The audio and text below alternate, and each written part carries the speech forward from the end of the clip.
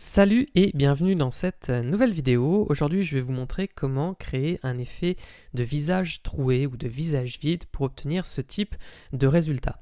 Simplement, juste avant de commencer le tutoriel, je précise que je réalise cette vidéo en partenariat avec la banque d'images 123RF. Donc 123RF, c'est une banque d'images payante qui permet d'obtenir des tonnes de ressources de très bonne qualité pour développer des projets de qualité professionnelle. Moi, je vais utiliser donc cette image d'origine. Bien évidemment, vous pouvez utiliser l'image de votre choix ici. Simplement, ce que je vous conseille, c'est d'avoir un visage qui est au moins de 3/4, en fait, parce que si votre visage est complètement de face, on aura moins l'effet de perspective, ce sera moins intéressant ici.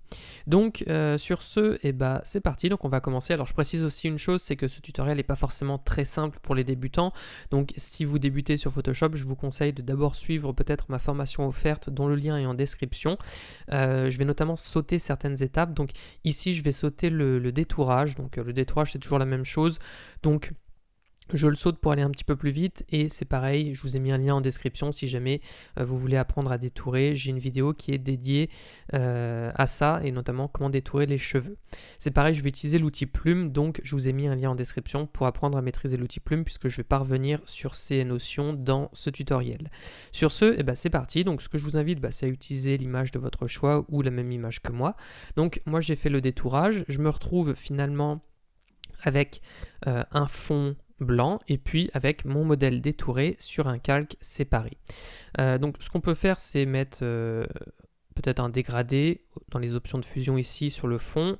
On peut mettre soit un dégradé, soit une incrustation en couleur. Ici je vais mettre un dégradé par exemple voilà, gris. Bon après vous pourrez mettre ce que vous voulez, je ne m'attarde pas là-dessus.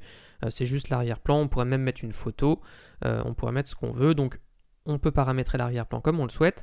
Moi, je vais m'intéresser surtout ici à l'effet. Donc pour ça, je vais prendre ici mon outil plume. Je vais rester sur forme à la limite pour le moment, mais je vais me mettre par contre le fond, je vais retirer la couleur de fond. Ça m'aidera à faire le tracé de manière plus simple en fait, parce que sinon j'arrive plus à voir où je mets mes points si j'ai un fond à certains moments. Et le contour, on peut le désactiver aussi.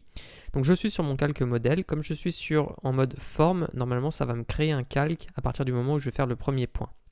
Donc je fais un point par exemple ici et ça me crée bien un calque de forme. Et donc je vais faire le contour du visage. Alors je laisse volontairement une certaine marge entre guillemets par rapport au bord du visage. Je fais en sorte que cette marge soit assez uniforme et je vais faire donc je vais découper en fait le trou dans le visage. Voilà. Hop là. Donc là, je laisse une marge par rapport aux cheveux. Et ensuite, je vais retourner par ici et je vais boucler mon tracé. Voilà. À partir de là, je peux mettre une couleur de fond. Donc admettons que je mette du gris. Comme mon fond est gris ou du blanc, comme ça je vois à peu près ce que ça me donne. Je dézoome pour regarder et si jamais j'ai mal placé certains points, je vais cliquer ici, je vais prendre l'outil sélection directe et ça me permet de recliquer sur certains points et de les modifier. Donc ici je considère cependant que je suis bien à peu près. Donc voilà, donc on pourrait remodifier le placement de certains points. On va dire qu'ici on est bon. Et je vais me contenter de ça. Alors simplement par contre, je vais reprendre mon outil ici de déplacement. Je vais faire Command-T ou Ctrl-T sur PC. Alors il faut que je refasse Command-T ou Ctrl-T, voilà. Je vais maintenir Alt enfoncé, je vais réduire un tout petit peu la taille de la forme. Voilà, comme ça. Et je vais la déplacer un tout petit peu vers la gauche. Parce que je la trouvais un petit peu trop près du bord. Donc comme ça j'ai une marge un peu plus grande. Ce que je vais faire, c'est que je vais maintenir la touche commande enfoncée ou contrôle sur PC et je vais faire un clic sur la vignette de ma forme ici, comme ceci. Donc comme ça me permet de la sélectionner. Donc je répète, commande plus clic sur Mac ou contrôle plus clic sur PC. Et comme ça nous sélectionne notre forme. On va la masquer. Je vais me mettre sur mon calque modèle et là je vais cliquer sur la vignette masque de fusion. Ou sinon, alors oui, je clique sur la vignette masque de fusion. Et en fait le truc c'est que là, j'ai que le visage. Donc, il faut que je sélectionne ensuite mon masque de fusion et que je fasse commande I ou CTRL I sur PC et ça m'intervertit le blanc et le noir et donc comme ça, je me retrouve bien avec un visage troué. Donc là, je peux supprimer mon calque de forme, j'en aurai plus besoin. Et maintenant, je me retrouve bien donc avec un calque, avec mon modèle qui a le visage troué comme ceci. Tout de suite, je vais me mettre en dessous. Sur mon calque fond, je vais reprendre l'outil plume et je vais mettre la forme qui apparaîtra derrière. Donc là, je vais faire une forme à peu près, voilà, je vais faire un point là. Et je vais faire quelque chose comme ceci.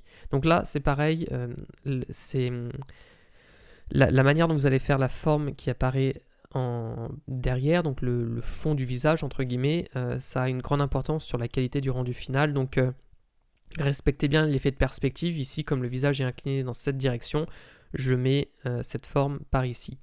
Donc là, je vais prendre une couleur de fond. Donc en fait, ce que je pense, c'est que je prends le sélecteur de couleurs et je vais échantillonner une couleur de peau. Donc comme ça, je me retrouve avec une couleur semblable à la couleur de peau de mon modèle. Je fais OK. Si jamais je trouve que c'est un peu trop clair, là en l'occurrence, je trouve que c'est un tout petit peu trop clair, je retourne ici dans le sélecteur et je vais prendre une couleur un tout petit peu plus foncée. Voilà. Et là, je trouve que ça fonctionne un peu mieux. Donc là, ce sera ma forme qui sera derrière. Ce que je vais faire à présent, c'est me débarrasser ici de la partie des yeux qui dépasse. Donc pour ça, je vais me mettre au-dessus, donc je vais me mettre sur mon calque modèle, je vais créer un nouveau calque que je vais appeler tampon de duplication, puisque c'est le nom de l'outil que je vais utiliser. Je vais le mettre en masque d'écrêtage, donc je fais Alt-clic comme ceci pour le passer en masque d'écrêtage. Et je vais prendre mon tampon. Je le mets en masque d'écrêtage, c'est pas indispensable ici, mais de toute façon, en fait, par la suite, je vais remettre plein de calques par-dessus. Donc, comme je vais remettre des calques par-dessus, il faudra que je les mette en masque d'écrêtage, par contre, les autres. Donc, c'est pour ça que je le fais. Donc, je prends le tampon de duplication. Je vérifie que je suis bien sur actif et inférieur, ici, c'est très important. Et comme ça me permet de faire les modifications sur un calque séparé, donc de travailler de manière non destructive. Ici, je vais prendre un brush arrondi flou à 100%, flux à 100%, donc opacité et flux à 100%. Et je vais faire Alt-clic par exemple, alors là le brush est peut-être un peu grand, voilà, je vais faire Alt-clic dans cette zone-là, et je vais peindre comme ceci. Alors, on va le faire en plusieurs fois à chaque fois. Alt-clic, voilà. Donc je vais le faire assez rapidement ici, mais en fait pour un meilleur résultat, il faudrait le travailler par à-coups. Et le faire proprement. Bon, le problème, c'est que on peut vite passer 20 minutes juste sur l'amélioration de cette partie-là. Et donc, je vais aller vite. Mais vous voyez, là, ça me fait un angle un peu trop prononcé. Alors, si je pourrais le modifier peut-être d'une manière assez rapide, c'est en allant dans Transformation, en faisant Déformation. Et là, voilà, je pourrais peut-être faire une déformation comme ceci pour retravailler l'arrondi. Bon, je vous montre l'idée. Mais on pourrait travailler plus finement tout simplement en faisant plusieurs petits clics et en étant minutieux. C'est juste une question de patience ici. Donc là, je fais Alt-clic. Voilà, on voit que j'ai... Là, ça se voit que c'est dupliqué, donc il faudrait soit que je prenne un brush plus grand. Voilà. Et que je m'arrange pour me débarrasser des zones justement qui à chaque fois sont dupliquées. Et sinon, je pourrais baisser l'opacité, faire Alt-clic et faire comme ça du mélange de textures un peu en repassant plusieurs fois. Et en faisant ça plusieurs fois, et bien justement, on obtient un meilleur résultat. Alors là, par contre, je vais remettre 100%. Je fais attention parce que sinon, ici, j'ai une zone qui disparaît.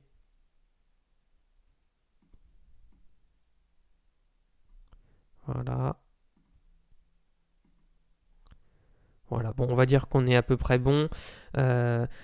C'est pas parfait, mais pour le réaméliorer, c'est juste une question de temps. Refaire des clics, Alt-clic, peut-être retravailler sur un autre calque et puis ensuite regommer certaines parties. Bref, c'est juste une question de minutie ici, mais je vais considérer que j'ai un résultat pas trop mal.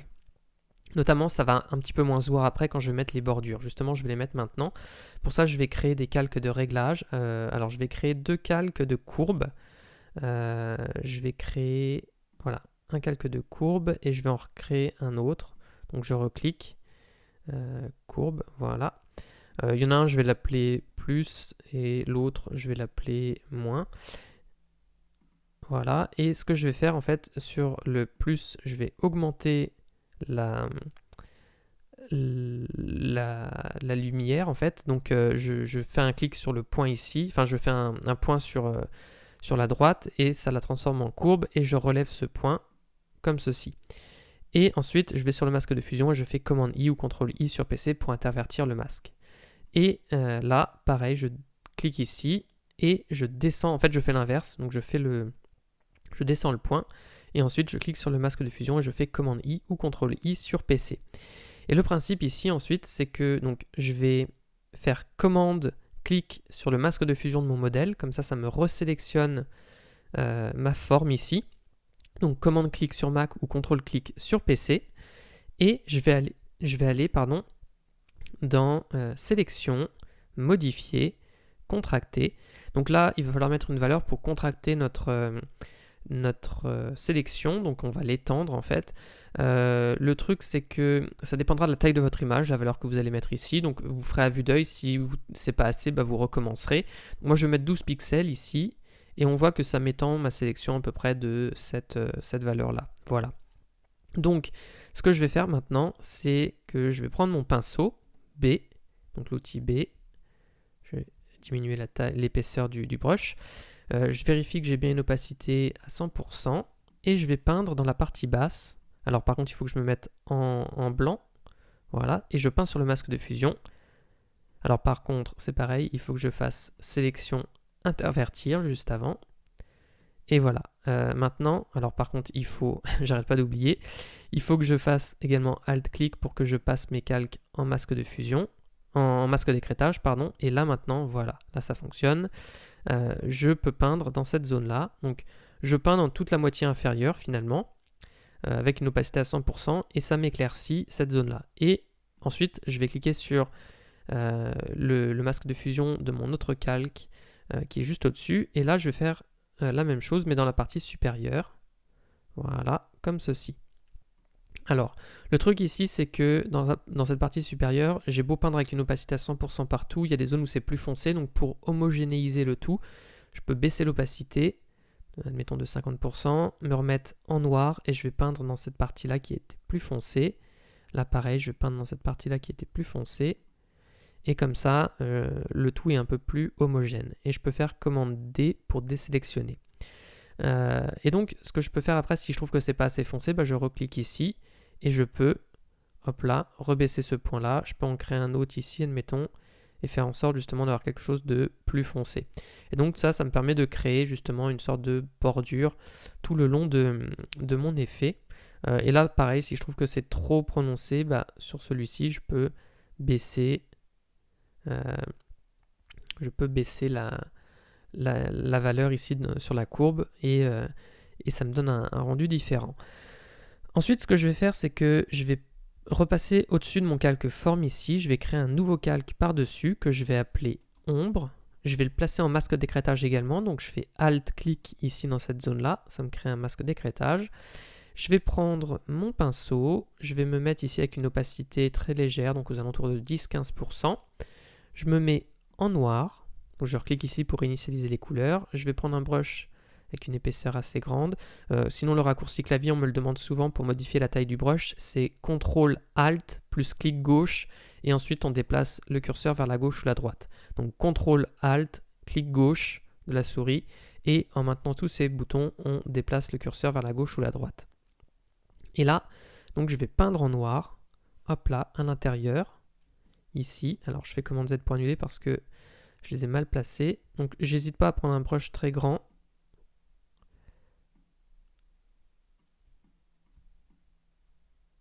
Voilà, et je fais quelque chose comme ça.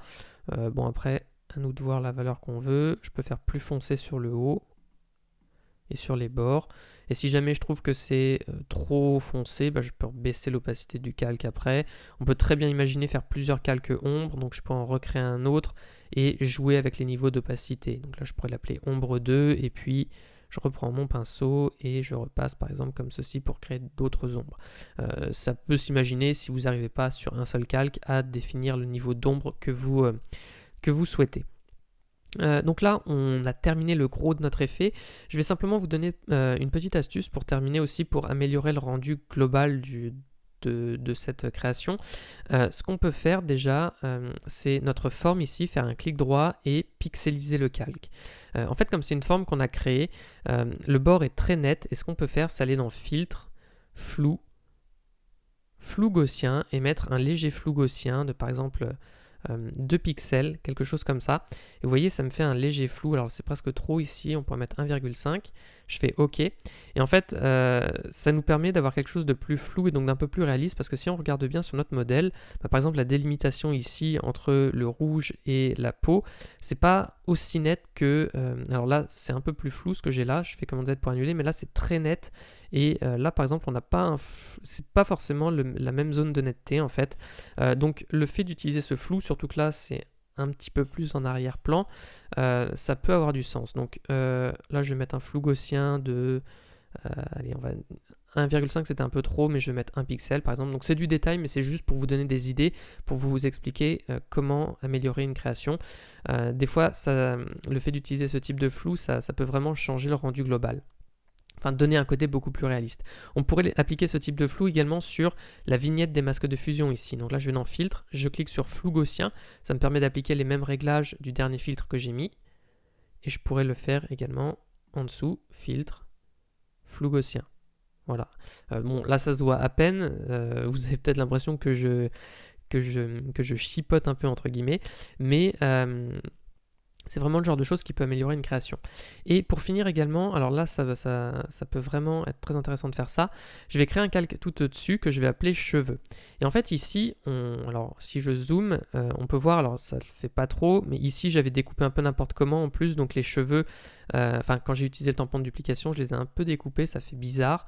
Et j'ai des cheveux qui passaient certainement un petit peu devant. Et ce que je peux faire, c'est rajouter des cheveux justement qui passent devant pour que ça ait l'air un peu plus crédible. Donc ce que je fais, c'est que je prends ici donc mon pinceau, je vais prendre un brush arrondi net, je vais mettre une opacité par exemple à 70%, je ne suis pas obligé de mettre une opacité à 100%, je vais mettre 70%. Je vais mettre la taille du brush à 1 pixel, je vais faire Alt-clic et je vais échantillonner une couleur foncée dans les cheveux. Donc là on voit que dans le sélecteur ça m'échantillonne ce type de couleur là, mais sinon je pourrais prendre quasiment du noir vu que les cheveux ici ils sont noirs. Je fais OK. Alors l'idéal ce serait d'avoir une tablette ici parce qu'on irait beaucoup plus vite et on va peindre les cheveux un à un. Mais sinon ce que je fais c'est que je prends mon pinceau. Alors là j'avais le lissage qui était à 41% et quelques. Je vais le laisser comme ça. Pour les précédentes étapes, on pouvait le mettre à 0. Par défaut, je préfère l'avoir à 0, le lissage. Je vous laisserai tester par vous-même ce que ça fait d'augmenter le lissage ou non, mais vous verrez qu'en fait, ça vous permet d'avoir des traits moins cassés. Donc là, c'est ce que je vais faire. Je vais augmenter le lissage, comme ça me permettra d'avoir des beaux arrondis, comme je vais le faire avec la souris. Et je vais faire des traits comme ceci. Alors, ils vont être assez subtils, hein, on voit. Ils sont très fins. Donc ça, c'est pareil, c'est quelque chose qui peut être assez long. Je reprends le mouvement des cheveux. Voilà. Et en fait, on va en faire plein comme ceci. Et après, ça dépendra aussi de votre modèle. Donc, selon le modèle que vous aurez peut-être pas forcément besoin de faire ça. Mais en fait, le fait de faire des mèches comme ça, là, on peut en faire ici également. Elles se verront peut-être un peu plus vu que justement, on a un fond qui est blanc ici. Et bien, le fait de faire ça, voilà, des mèches comme ceci, enfin des cheveux éparses un peu comme ça qui repassent devant le trou, et ça, l'air de rien, ça crédibilise un petit peu notre effet. Et ça le rend du coup plus réaliste. Voilà. Donc on pourrait poursuivre comme ceci. Là je le fais très rapidement, mais vous voyez, simplement le fait d'avoir quelques mèches de cheveux qui réapparaissent ici, c'est tout de suite plus réaliste. Et c'est pareil, on pourrait faire un petit effet de flou gaussien ensuite sur ses cheveux. Alors là c'est peut-être un peu trop prononcé, mais comme ça on les fond un peu mieux et ils imitent un peu plus la texture des cheveux qui sont autour. Donc voilà, c'était tout pour ce tutoriel. Donc après évidemment on pourrait modifier le dégradé en arrière-plan, mettre la couleur qu'on veut, ou alors là je fais annuler, on pourrait même incruster une photo d'un paysage en arrière-plan pour avoir justement une photo en fond. Je m'arrête ici, donc là on a reproduit le gros de l'effet, donc j'espère que ce tutoriel vous aura plu. Si c'est le cas, je vous invite à mettre un like et à vous abonner à la chaîne. J'en profite aussi donc pour vous dire que j'ai une formation offerte de 3 heures pour vous aider à débuter sur Photoshop. Si ça vous intéresse, vous avez juste à cliquer sur le lien qui est dans la description pour y accéder. Et je remercie du coup encore une fois 123RF pour m'avoir fourni l'image pour réaliser ce tutoriel. Sur ce, moi je vous dis à bientôt pour une prochaine vidéo.